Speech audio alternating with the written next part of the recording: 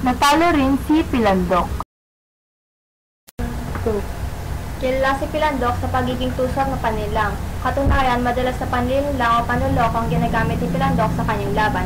Kaya naman lagi siyang nananalo, subalit dahil may nakatalo na sa kanyang ibang hayop ay bumalik na sa kanya ang mga ginawa ng panluloko. Sino kaya ang hayop na nakatalo sa kanya? Paano niya natalo si Pilandok? Isang hapon, mainit ang sikat ng araw kaya't nagpo siyang matalinong Pilandok magpunta sa paborito niyang malinaw na batis upang doon magpalamig at uminom. Isang malaki at gutom na baboy ramo pala ang katago sa malalabay na puno at naghihintay ng anumang darating na maaaring makain. Nang makita niya ang Pilandok ay agad nang dinigin ang kanyang mga... Sa wakas, dumating na rin ang aking pagkain. Gutom na ako sa mga hapong hindi pagkain. Pilandok, kahit humanda ka na, ikaw ngayon ang aking maging hapunan. Haha!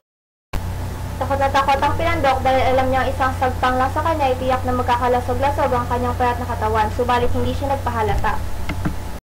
Kawawa ka naman, baboy ramo. Magkapon ka na palang hindi kumakain. Hindi mo nga akong maging pagkain. Pero alam mo, sa gutom mong yan at sa liit kong ito, tiyak na hindi ka mabubusog sa akin. Ngayon, ano gagawin ko? Gutom na ako! Ha, matutulungan kita rin, baboy ramo. Tao ang dapat mong kainin para mabusog ka. Ano ba ang tao? Kaya ka mabubusog ako sa tao? Ang tao ang pinakamalakas na hayop sa buong mundo. Oo, malakas talaga ang tao. Subalit sa talis ng iyong ngipit at bangil at sa bilis mo tumakbo, tiyak na kayang-kaya mong sagpangin at kainin ng tao. Nahulog na nga ang baboy ramo sa bitag ng Pilandok. Paniwalang-paniwala ito sa kanyang matatamis sa pananalita. Kung ngayon, samahan mo na ako sa tao at nang ako'y makakain na. Basta tandaan mo, kapag hindi ako nakakain ng tao, ay ikaw pa rin ang magiging hapunan ko. Oo, basta ako bahala sa iyo. Tiyak na mabubusog ka, kaibigan. Naglakad-lakad nga ang dalawa sa kagubatan hanggang sa mapunta sila sa isang talon. Nakarinig sila ng tinig ng isang batang tila tuwang-tuwa sa paglangoy. Nakita nila ang isang batang lalaki nagtatampisaw sa batis na nasa ibaba ng talon. Yan na ba ang tao? Singgupan at kakainin ko na.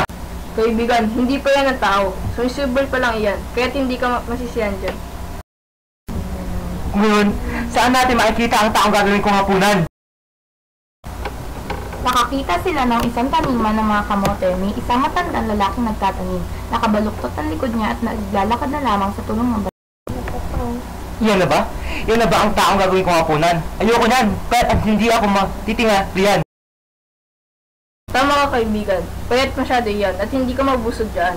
Tira-tirahan na lang yan, hindi yan nababagi sa isang batikas na baboy ramo tulad mo.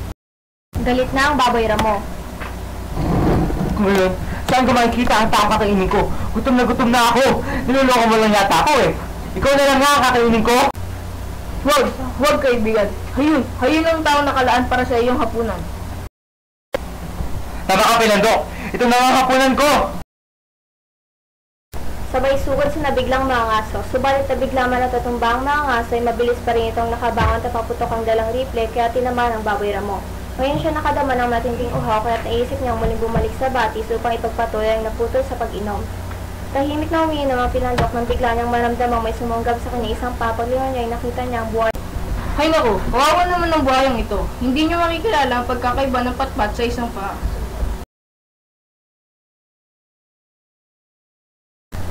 Kahit sino naman, pati ba ito nga Pilandok? Subalit hindi tumigil doon si Pilandok. Buhaya, bulag ka ba? Patpat lang ang kagat-kagat mo. Ito ang pako. Habang naglalakad pa uwi ang Pilandok ay nasa lubong niya isang suso. Hinamon niya ang suso sa isang karera at anong laking gulat niya na pumayag ang suso at nagsabi pa itong kayang-kaya niyang talunin si Pilandok. Hindi alam ng Pilandok ay kalat na kalat na sa karya ng mga hayop ang pagiging tusok mapanlinlang niya. Kaya't napaghandaan na ng suso ang araw na siya naman ang maaaring pagdiskitahan ng Pilandok. Magkakamukha sila. Ano Pilandok? Pagod ka na ba?